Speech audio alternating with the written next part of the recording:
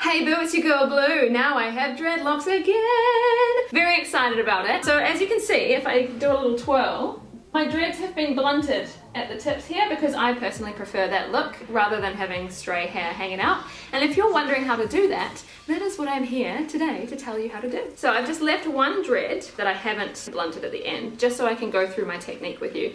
It is super easy once you know how to do it. It's just knowing how to do it. So some people will say that you need to grab the tip of the dread and fold it back on itself and then crochet it in.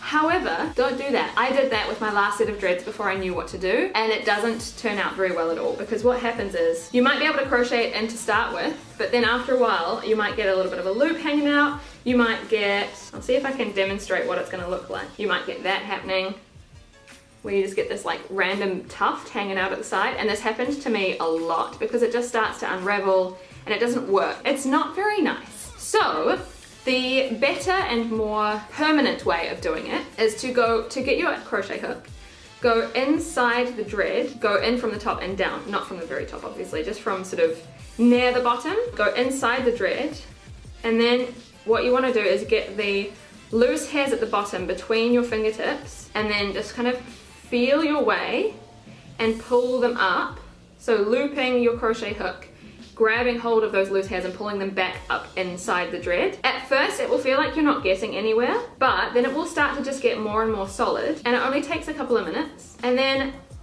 after, see look, after a couple of seconds I've already got a little bit of a bobble happening at the bottom. So all you need to do is just keep going with that for a couple of minutes, making sure you get every single last loose hair, pulling it up inside.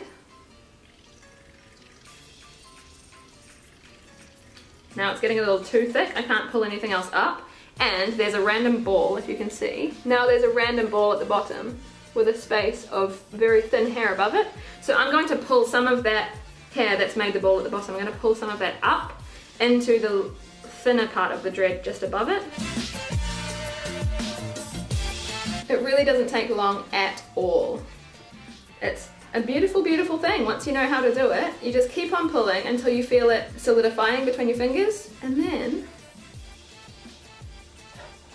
just like magic, this is a very loosely done one. I will probably spend a little bit longer to get those last loose hairs up. But that's pretty much it, guys. It's really, really simple.